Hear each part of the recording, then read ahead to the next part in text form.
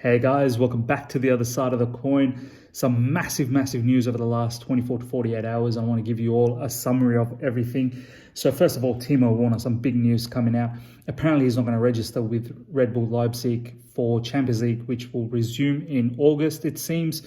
It shows massive desire, massive ambition from Timo, which also shows that this Chelsea deal is 100% happening. Apparently, he's looking to join Chelsea and Frank Lampard's team ASAP. I think Bundesliga is ending by the end of June, so it'll be end of this month where the Bundesliga will finish up, and straight after that, Timo Werner is not looking to hang about. He wants to just pack up bags and go straight to Chelsea and play for them. So Daily Mail has come out with a particular headline saying Timo Werner will abandon Red Bull Leipzig bid for Champions League glory this season in order to join Chelsea next month. So this is massive. I'm not sure what the implication is, whether he doesn't want to get injured or whatnot, but to let go of his team who are in the second round, who most likely will go to the quarterfinals. Obviously, well, actually they have actually gone to the quarterfinals because they've beaten Spurs twice. So this is massive news. Him not pursuing that particular path and joining Chelsea. Now, off the back of that, there's also now reports coming out saying apparently he may be able to play for Chelsea in the Champions League once it resumes in August, which brings a massive twist to the whole story. So Express has come out, and a particular writer named Michael McKenzie, I'll give you guys the profile, seems like a one of the sports journalists for Express, and the headline says Chelsea to discover if Timo Werner can play this season as UEFA execs to meet tomorrow. So apparently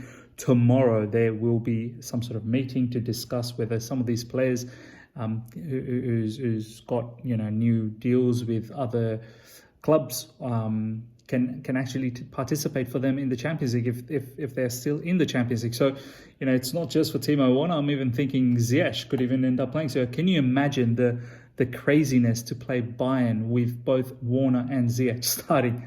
It's just, I can't believe it. That's hilarious. And imagine us if we could turn that 3-0 deficit around. But look, I think this is an absolute outside chance. I don't think this is, I'm not sure how possible this really is, but apparently there's going to be some conversations. There's a whole heap of players, obviously, that are coming off, contract at the end of June. So, it's really going to throw a spanner into the whole works as to what's going to happen with Champions League. With so many clubs out there, could have a lot of their players finishing up at the end of June, and many players that such as Chelsea who've purchased few players in the during this season off the not during the transfer window, but they've been able to negotiate some particular players like Ziyech and Werner, and they're due to come into the team after the June deadline. So I'm not really sure how this is going to work out once Champions League resumes. So watch this space. This could turn out to be quite interesting. So yeah, that's a couple of big news that's brewing at the moment for Timo Werner. Next up is Said Benrahma. I've done a video on him a couple of weeks ago, maybe 2 to 3 weeks ago. Please do check that out, where I talked about Said Benrahma's strengths, weaknesses, a full 10-minute video just about him when the initial talks about Benrahma came out, and there was a lot of buzz in the Chelsea fan base, and there still is. Looks like Benrahma, it's come up again in the last 24 hours. A particular journalist, looks like a French journalist, Mohamed Boufarsi, I think. I hope I've pronounced it correctly. He's stated that Chelsea's now again inquired about this player, officially inquired about this player, and I think he seems to be a backup option, though. As I can see this particular headline, which says Benrahma's representative have started talks with Chelsea. Chelsea have formally expressed an interest in the player to Brentford. Apparently, Leicester and Arsenal are interested as well of Said Benrahma. But I think the word here is that I think Kai Havertz is still a bit of is the number one pick along with Sancho.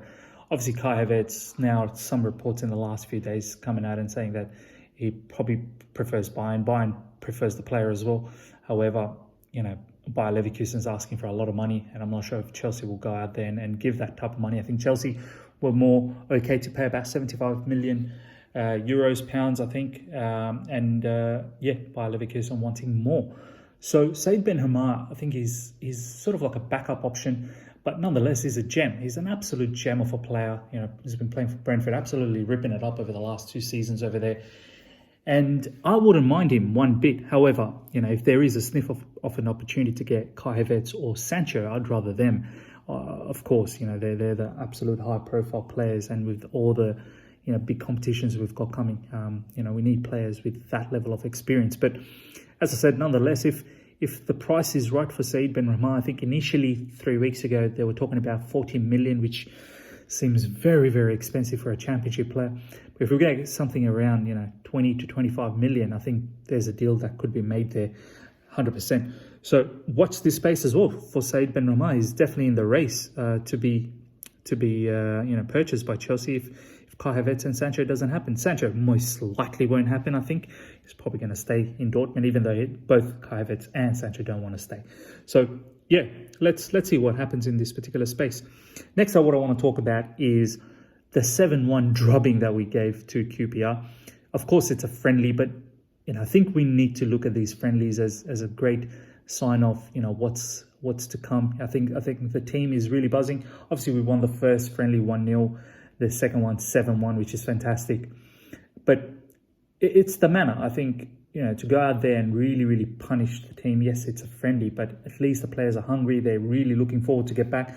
Players like Ruben Loftus-Cheek with 2 goals. I believe Billy Gilmour had 2 as well. Mason Mount got into the scoring. A few other players have got into the scoring.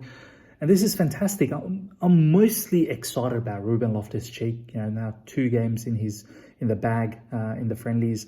I'm really looking forward to this guy actually participating straight away against Aston Villa. Look, it may not be off the starting lineup, but I think now in the second half he might start featuring. He was in the bench just before lockdown and probably was penciled down to get some minutes, but for some reason just didn't happen. But I think once the Premier League restarts for us this weekend coming up, I think he's definitely going to start featuring. Hopefully he stays fit, gets his form back, and he's really, really going to feature, play a massive role, in my opinion, to keep us in top 4. And I think he's the biggest game changer for us. So I'm buzzing. I'm so excited to see this particular player, banging in goals in the friendlies and looking so focused as well. And and players like Billy Gilmour as well doing well. So very, very excited. Can't wait till Premier League kick starts, and especially Chelsea to come back. All of us have been waiting for this. So just a few more days away from that. So that's exciting times. And lastly, what I want to talk about is got a lot of talk that's been happening about Kepa in the last 24 to 48 hours. And many people, it's not just obviously in the last couple of days. This whole season, everyone's been sort of talking about Kepa and how inconsistent he has been. I'm not going to deny the fact that he's been poor. There's been signs where he's been pretty good. There's been games where he's kept us in the game, of course. But overall, he hasn't really had a very good season. But just before the lockdown, he came back and he had back-to-back clean sheets. And yeah, there's a lot of fans out there. I think my issue is that, we seem to back many players like Mason Mount, Amori, and a whole heap of other players, but we can't seem to find the same energy for Kepa, and that's what hurts me a lot. I wish more fans really got behind Kepa and really backed him. We've only got a few more games left this season, and these are some crucial games coming up, and I hope we can show some confidence towards this particular player, this keeper, and really hope that he finds his form back, because he's cost a lot of money, of course, but at the same time, look, he's not a bad keeper at all. Yes, stats will say otherwise, that he's not the greatest shot stopper. He's not the greatest, X, Y, and Z, whatever you want to throw out there. But he's decent overall. He's not a rubbish keeper. He's decent. He can improve. He's only 24, 25, so he's got a lot of room to improve. Keepers can go for a long, long time. So I urge the fans out there to really back this particular keeper, and I hope that he does well for the upcoming games. And if he does really, really well and he helps us, keep clean sheets and keep us in the game and win points for us, I hope that he gets the opportunity next season to really, really, take his career to the next level and become Chelsea's number 1, undoubtedly, as opposed to always have this cloud around, over him. and this sort of factor that we're going to replace him. So truly hope that he does well, and I hope all the Chelsea fans out there can back him. So that kind of rounds up my whole video about latest Chelsea news. So yeah, some exciting times coming up. Hopefully Timo Werner and Ziyech. Wow, I can't believe it if that happens in the Champions League, if they feature for us. Wow. But yeah, guys, let me know what your thoughts are. If you've enjoyed this video, hit the like button, guys. Look, likes matter for me a lot. Likes matter a lot for this channel, so please hit the like button. And if you're here for the first time, subscribe, guys. I see a lot of people coming to the channel who are not subscribers, and they do watch the video. Please subscribe if you're here often. And yeah, at the end of the day, leave some comments and let's have some healthy discussion about the whole thing. See ya.